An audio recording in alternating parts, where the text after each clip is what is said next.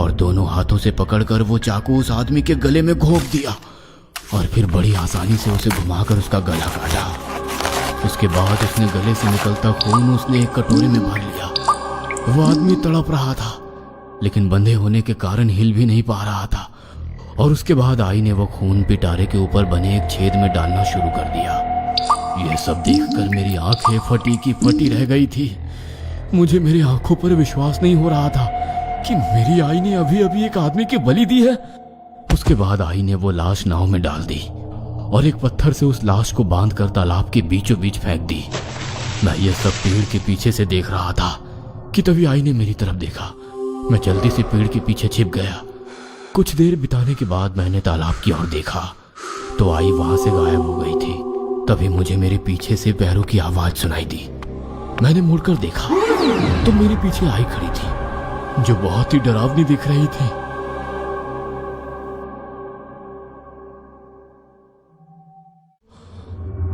जब मुझे होश आया तो आई बगल में बैठी हुई थी। मुझे पता है कि तुम मुझसे क्या पूछने वाले हो। मेरे पास उसका जवाब है।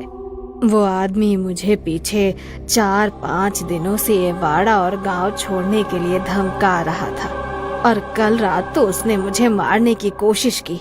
इसीलिए मैंने उसे मार डालने के बारे में सोचा, नहीं तो वो भविष्य में कभी भी हम दोनों को मार सकता था। आई ने मुझसे कहा।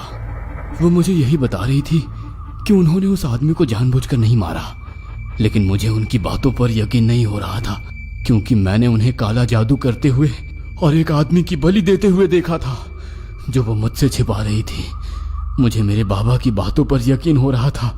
वो मुझसे कहते थे कि तेरी आई चेटकिन यानी कि डायन है, वो लोगों पर काला जादू करती है।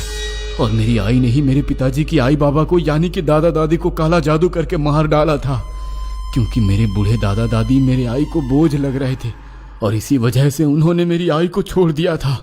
लेकिन मेरी आई मेरे बाबा के बारे में मुझे भड़काती थी। वो कहती थी कि बाबा किसी पराई औरत के चक्कर में पड़ चुके हैं, इसलिए मुझे छोड़ने के बहाने ढूंढ रहे हैं। इस वजह से मैं भी बाबा से गुस्सा था और मैंने बाबा को छोड़कर आई के साथ रहने का तय किया था। उसके बाद मुझे मेरे बाबा कहीं दिखाई नहीं दिए। शायद मेरी आई ने ही उनके साथ कुछ किया था। 2-3 दिन ऐसे ही बीत गए। फिर एक बार वो अम्बेसडर कार आई रात के 2 बजे। कार से नीचे उतरी और उसने मेरी खिड़की की तरफ देखा, लेकिन मैं खिड़की के पास से छिपकर सब कुछ देख रहा था। उसने कार की डिक्की खोली। इस बार कार से 7-8 साल की एक बच्ची निकाली। उसने उस फूल जैसी बच्ची को उठाया और बगीचे में चल गई। मैं जानता था कि वो इसकी भी बलि चढ़ा देगी। जी कर रहा था कि उसका गला घोट दो, पर यह कैसे करता। आखिर वो थी तो मेरी माँ। मैं खुद को बेबस महसूस कर रहा था। न जाने वो कैसे उस बच्ची को उठा लाई थी। कुछ सुबह के 5-6 बजे वो बाड़ी में लौट आई। उसी रात मैं खिड़की में बैठकर बाहर चल रही बारिश देख रहा था और आई के बारे में सोच रहा था। मैं सोच रहा था कि कहीं मेरी आई सच में डायन तो नहीं है।